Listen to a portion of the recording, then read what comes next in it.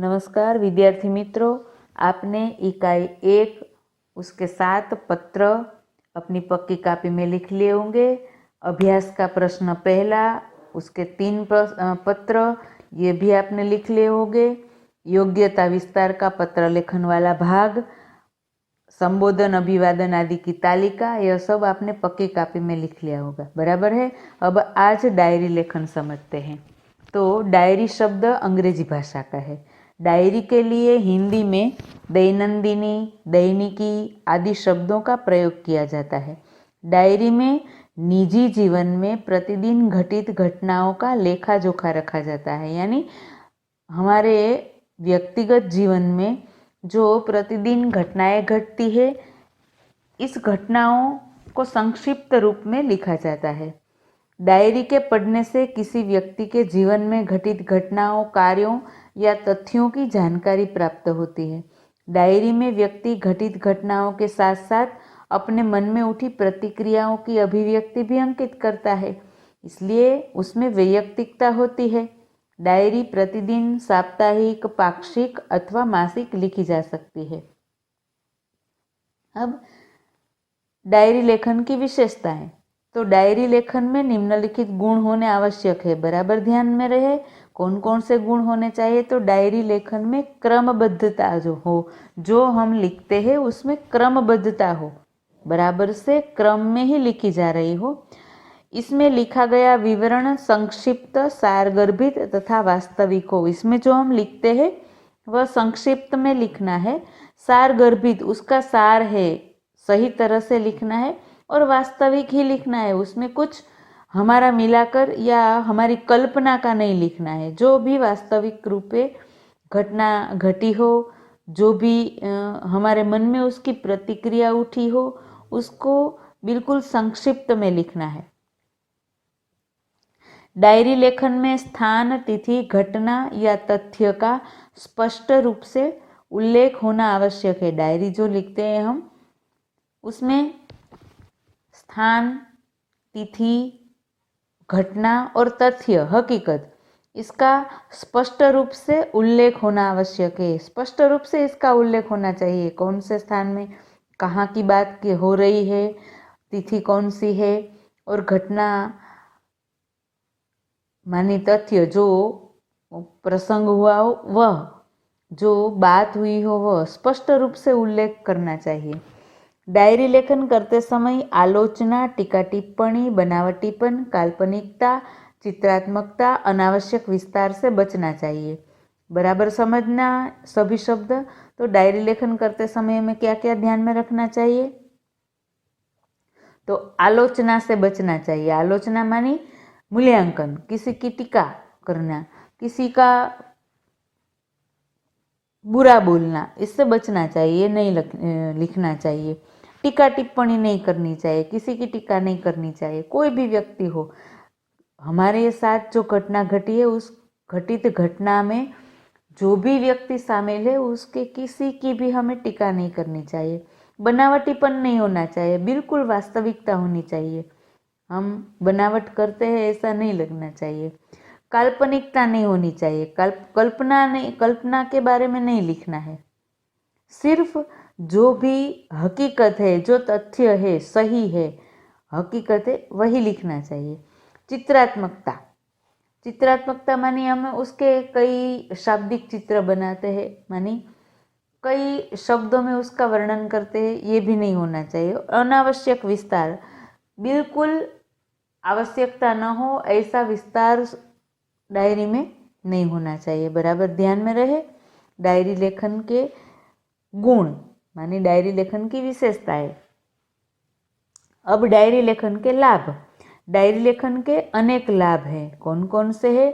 तो इससे जीवन में घटी घटनाओं की जानकारी प्राप्त होती है। डायरी लेखन से जीवन में जो घटनाएं घटी है, इसकी जानकारी प्राप्त होती है।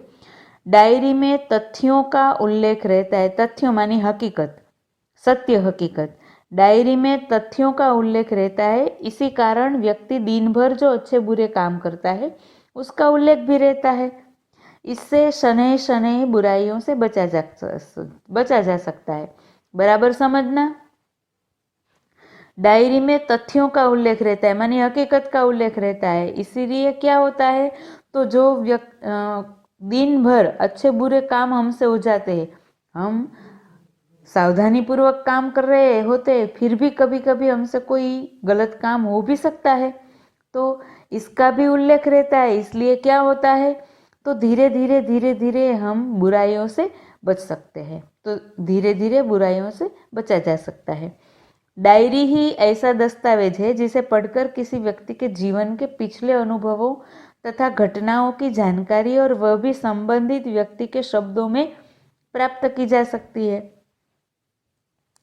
डायरी ऐसा दस्तावेज है, मानी पुरावा, कि जिसे पढ़कर किसी व्यक्ति के जीवन के पिछले अनुभव, कोई भी व्यक्ति के जीवन के पिछले अनुभव और घटनाओं की जानकारी, अपने जीवन में उसने जो जो अनुभव किए हैं, इन सभी अनुभवों तथा उसके साथ जो घटनाएं घटी, उन सभी घटनाओं की जानकारी हमें प्राप्त होती है। पर कैसे प्राप्त होती है, तो जिसके जीवन में यह घटनाएं घटी है, जिसके जीवन में अनुभव हुए हैं, उनके ही शब्दों द्वारा हमें यह सब जानकारी प्राप्त होती है। इसलिए ये बराबर से दस्तावेजी पुरावा जिसे हम कहते हैं, वही कहलाता है। बराबर है। तो डायरी लेखन है, डायरी शब्द अंग्रेजी भाषा का है, इसे हम दैनंदिनी या दैनिकी भी कह सकते हैं। और इसमें करना क्या है, तो निजी जीवन में प्रतिदिन घटित होने वाली घटनाओं का लेखा जोखा हम लिखते हैं। अब एक बात ध्यान में रखनी है, क्या, तो डायरी और आत्मकथा दोनों एक दूसरे से भिन्न है। डायरी भी वही व्यक्ति लिखता है अपने बारे में, और आत्मकथा भी उसे कहा जाता है कि व्यक्ति अपने ही बारे में लिखता है। किंतु इन दोनों में भिन्नता क्या है कि आत्मकथा जीवन की समूची अनुभूतियों का व्यवस्थित विवरण होता है, मानी उसके पूरे जीवन की जो भी अनुभूति उसे हुई है, जो भी घटना उसके साथ घटी है, इस सब का व्यवस्थित विवरण होता है। जबकि डायरी क्या होता है, तो डायरी में दैनिक जीवन में घटने वाली घटनाओं, मानी पूरा जीवन नहीं, पर जीवन में घटने वाली कोई महत्वपूर्ण घटनाओं या दैनिक जीवन में जो कोई भी घटना घटी हो, उस घटना और तथ्यों की संक्षिप्त जानकारी होती है। बराबर है, बराबर ध्यान में रहे। डायरी और आत्मकथा दोनों भिन्न है, तो हमें डायरी लेखन पर ध्यान देना है। डायरी मानी हमारे जीवन में जो जो घटनाएं घटती है, अच्छी बुरी कोई भी, अगर उदाहरण रूप ले तो कसौटी में हमें पूरे अंक मिले, तो इससे हमें बहुत खुशी होती है। तो इन खुशी को व्यक्त करते हुए भी हम डायरी लिख सकते हैं कि आज हमारी यह कसौटी हुई थी, इसमें मुझे पूरे अंक मिले, मैंने इस तरह तैयारी की थी, मुझे बहुत अच्छा लगा, मैं बहुत खुश हुआ। हम प्रवास में गए थे, प्रवास में हमें इतना अच्छा लगा, बहुत मजा आया, हमने यह देखा, ये इसकी जानकारी हम लिख सकते हैं। इस तरह डायरी लेखन लिखा जाता है। बराबर है। अब डायरी लेखन के उदाहरण है, 2 उदाहरण दिए गए हैं, पन्ना नंबर 6 और 7 पर एक एक उदाहरण है। आपको क्या करना है, तो आपने पत्र लेखन लिख लिया। अब डायरी लेखन जो है मैंने अब तक आपको समझाया पन्ना नंबर 6 पर से, यह आपको लिखना है। और डायरी लेखन के 2 उदाहरण है, यह लिखना है। डायरी लेखन के 2 उदाहरण है। पहला है, अपने नए विद्यालय के पहले दिन की घटनाओं को अपनी डायरी में लिखिए, एक ये उदाहरण है। दूसरा, वार्षिक परीक्षा के 1 दिन पूर्व के अनुभव को अपनी डायरी में लिखिए। ये दूसरा 2 डायरी लेखन के उदाहरण है, यह आपको लिखने हैं। अब आप गृह कार्य बराबर से समझिए। तो डायरी लेखन आपको पक्की कापी में लिखना है, पन्ना नंबर 6 और 7 तक आपको लिखना है। 6 से डायरी लेखन से शुरू करके आपको जो डायरी लेखन के 2 उदाहरण हैं यह लिखना है, यहाँ तक आपको पूरा करना है। फिर अभ्यास का प्रश्न 4था है, यह आपको लिखना है। बराबर याद रहे।